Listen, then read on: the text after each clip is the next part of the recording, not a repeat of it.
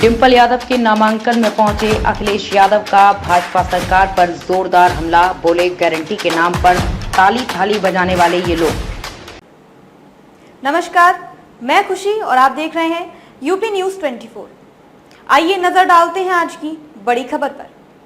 जनपद मैनपुरी में तीसरे चरण में होने जा रहे लोकसभा 2024 के चुनाव में नामांकन प्रक्रिया शुरू हो गई है, जिसमें आज 16 अप्रैल को समाजवादी पार्टी से प्रत्याशी डिंपल यादव अपने घर से पूजा अर्चना करने के बाद अपने ससुर मुलायम सिंह यादव की समाधि स्थल पर उनका आशीर्वाद लेने के लिए पहुंची, जिसके बाद गाड़ियों के काफिले के साथ अपने परिवार के लोगों के साथ मैनपुरी में कलेक्ट्रेट परिसर स्थित निर्वाचन कार्यालय में अपना नामांकन पत्र दाखिल करने पहुंची। जिन्होंने निर्वाचन अधिकारी को अपना नामांकन पत्र सौंपा। सांसद डिंपल यादव के साथ समाजवादी पार्टी के राष्ट्रीय अध्यक्ष एवं पूर्व सीएम अखिलेश यादव, राष्ट्रीय महासचिव प्रोफेसर रामगोपाल यादव और राष्ट्रीय महासचिव शिवपाल यादव भी उनके साथ निर्वाचन कार्यालय पहुंचे। डिंपल यादव के साथ आज उनके परिवार के और भी कई अन्य लोग मौजूद रहे।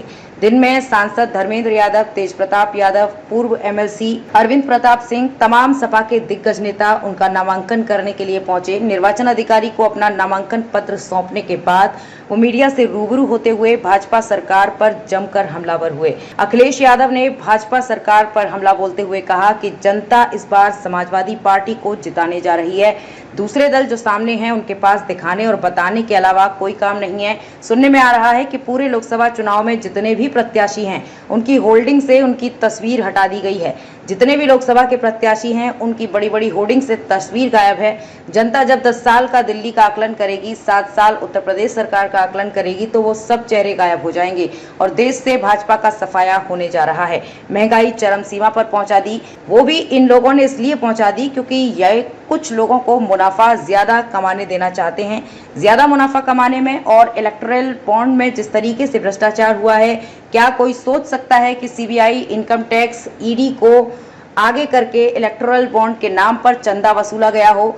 600 करोड़, 400 करोड़। भाजपा के लोग बहुत प्रचार कर रहे थे वैक्सीन का। सुनने में आ रहा है कि वैक्सीन वाले से भी इन्होंने चंदा वसूल लिया। सोचिए, आप जहां इलेक्टोरल बॉन्ड से चंदा वसूला है उसके हिसाब से महंगाई और भ्रष्टाचारी बड़ी है। मुनाफा कमाने का जो मौका दे रहे हैं उसे महंगाई बड़ी है। ये जो भारतीय जनता पार्टी के लोग ताली थाली और घंटी बजाने वाले लोग, जो गारंटी की घंटी बज रही है, ये गारंटी नहीं है, ये ताली थाली वाली आवाज है। सोचो, जिनकी हर बात झूठी है, इनको जनता को गुमराह करने के लिए बहुत सी संस्थाओं का सहारा लेना पड़ा हो। ये अमेरिका की नकल कर रहे हैं। नेशनल फर्स्ट, हमारे मुख्यमंत्री जो एटा में बिजली घर बना है उसका नाम नहीं ले पा रहे हैं, तो वो नेशनल फर्स्ट क्या लाएंगे? ये नेशनल फर्स्ट लाने वाले लोग सड़कों से जानवर ही हटा दें। बसपा के गुलशन देव शाक्य के टिकट बदलने को लेकर कहा, बीजेपी के लोगों ने बसपा को फोन कर दिया होगा और उनका टिकट बदल गया है। मैनपुरी के बीजेपी प्रत्याशी को लेकर कहा कि वो तो पहले ही बता चुके हैं कि यहां से सपा जीतने जा रही है। सोचो, भाजपा ने उसे ही प्रत्याशी बनाया है जो पहले से ही सपा का समर्थक रहा है। 2014 के चुनाव में जुमला आया, 2024 के चुनाव में गारंटी आई है। जब पिछले जुमले पूरे नहीं हुए तो गारंटी कैसे पूरी होगी? ये लोग नकल करने वाले लोग हैं। समाजवादी पार्टी ने अपने घोषणा पत्र में इसलिए कहा है कि वो लोग राशन की जगह स्वादिष्ट आटा देंगे और साथ में डाटा देंगे। आने वाले समय में लोगों की सेहत के लिए स्वादिष्ट आटा और डाटा से ही काम चलेगा। धन्यवाद देता हूं और मैं मैनपुरी की जनता से का धन्यवाद देता हूं, आभार प्रकट करता हूं और मुझे पूरा भरोसा है कि इस बार रिकॉर्ड मतों से समाजवादी पार्टी जीतने जा रही है। और जो प्रत्याशी हैं बीजेपी के, हमारे मैनपुरी के पत्रकार जानते होंगे, उन्होंने तो पहले ही कह दिया है। जब उनसे पूछा कि कौन जीतने जा रहा है तो वो कह रहे इसमें यहाँ क्या बताना, यहाँ तो सपा जीतने जा रही है। सोचो, उसे प्रत्याशी बनाए यहाँ जो पहले से ही सपा का समर्थक रहा है और सपा को जिताना चाहता है। तो ये बीजेपी वाले सपा को ही लगता है जिताना चाहते हैं। नारा टोल हो रहा है कि अभी नहीं तो कभी नहीं। एक मेरा सवाल है, आपके इंडिया अलायंस में एक पार्टी है, एक दल है जिसने कि ये कहा है अगर हम पावर में आते, अगर तो जो इंडिया के जितने भी ऑटोमिक हथियार हैं उनको हम सब नष्ट कर देंगे। मुझे नहीं पता, मुझे नहीं पता। सर, कल अभी नहीं तो कभी नहीं। क्या चीज? मुझे जानकारी सर्कल और विकास के नेतागण मुझे जानकारी नहीं है इस सवाल के बारे में। एक नारा दिया है, भैया एक नारा ट्रेड हो रहा है कि अभी नहीं तो कभी नहीं। लोगों को, युवाओं को रोजगार देने की बात कही है। कौन सा मैनिफेस्टो? मोदी जी ने जो घोषणा पत्र जारी किया। देखिए, उनका जो है घोषणा पत्र, 15 लाख रुपए तुम्हारे अकाउंट में आ गए। 15 लाख रुपए किसान की आय दोगुनी हो गई, 2 करोड़ नौकरियां मिल गई, स्मार्ट सिटी बन गए, और किसानों को सुविधा देने की बात कही थी, लोन माफ करने का, कि लोन माफ हो गया। उद्योगपतियों का 15 लाख करोड़ माफ कर दिया, और हमारे किसानों का लाखों रुपया जो बैंक पर है वो माफ नहीं किया इन्होंने। समाजवादी पार्टी ने इस बात को अपने घोषणा पत्र में लिखा है, जहां ओल्ड पेंशन बहाल होगी, ओल्ड पेंशन स्कीम बहाल होगी, वहीं हमारे इस बार इंतजार कर रही है इनका, और इनका जवाब अपने वोट के माध्यम से देंगे। उत्तर प्रदेश सहित पूरे देश से भारतीय जनता पार्टी का सफाया होने जा रहा है। उत्तर प्रदेश के मुख्यमंत्री का बयान आया है कि हम मिशन फर्स्ट पे लड़ रहे हैं और आप परिवार फर्स्ट। किसका है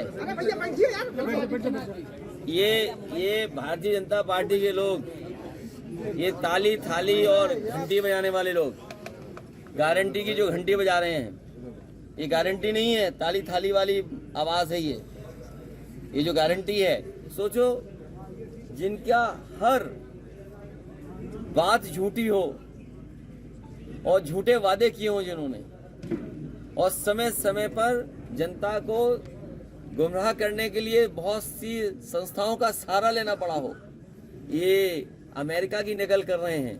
नेशन फर्स्ट, ये अमेरिका का नारा है। हमारे मुख्यमंत्री जी कभी अमेरिका नहीं गए। अरे हमारे मुख्यमंत्री जी जो एटा में जो बिजली घर बना है उसका नाम नहीं ले पा रहे, वो नेशन फर्स्ट क्या लाएंगे? 3x660 super critical thermal plant, Mainpuri खत्म होते ही एटा में शुरू हो जाता है कारखाना। अगर वो लग गया होता तो आज गरीब को, किसान को बिजली मुफ्त मिल रही होती, सस्ती मिल रही होती।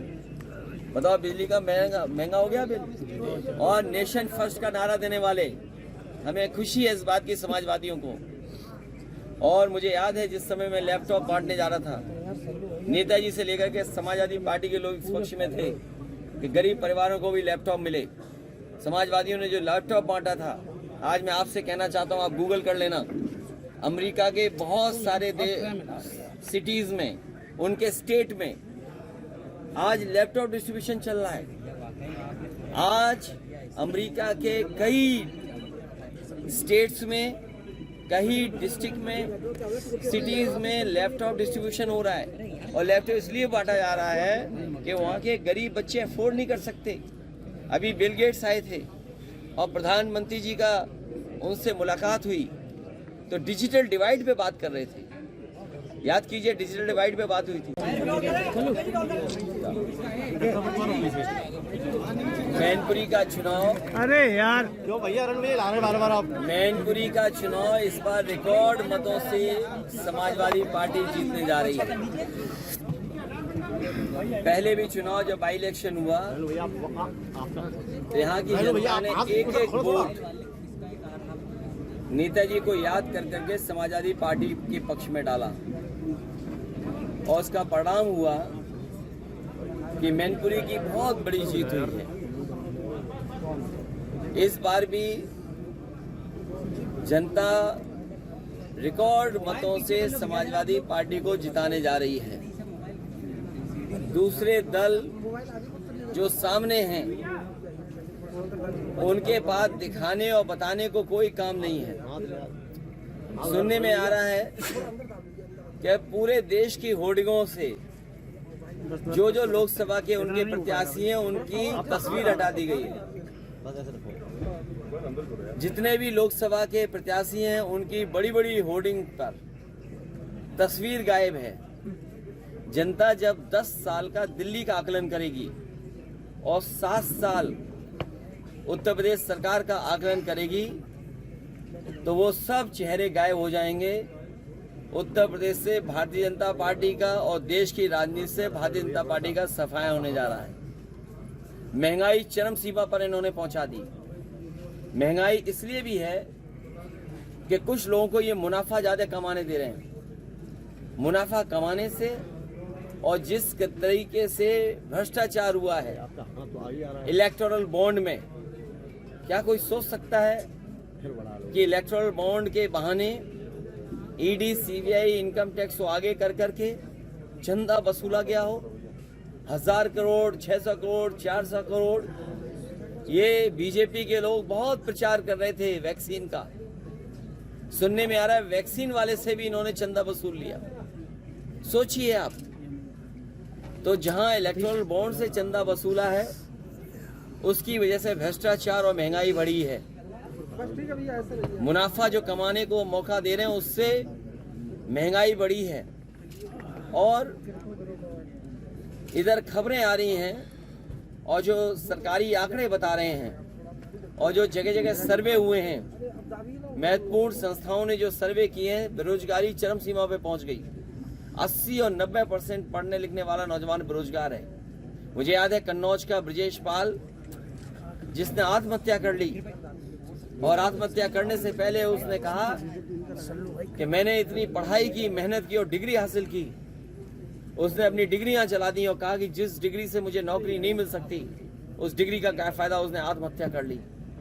जो लोग विश्व गुरु बनाना चाहते हैं उनकी सरकारों में किसानों ने 1 लाख आत्महत्या की है। दिल्ली की सरकार जब से आई है 2014 से और अभी तक का अगर आप आंकड़ा देखेंगे एनसीआरबी का, 1 लाख किसानों ने आत्महत्या की। ये वही लोग हैं जो किसानों के लिए काले कानून ला रहे थे। अंतोगत्वा इन्हें खबरों में अब तक के लिए बस इतना ही। फिर होगी आपसे मुलाकात ऐसी ही एक और बड़ी खबर के साथ। तब तक के लिए नमस्कार और देखते रहिए यूपी न्यूज़ 24। ऐसे ही लेटेस्ट अपडेट्स पाने के लिए हमारे चैनल यूपी न्यूज़ 24 को सब्सक्राइब करें और बेल आइकन दबाना ना भूलें, जिससे आपको लेटेस्ट अपडेट्स का नोटिफिकेशन मिल जाए।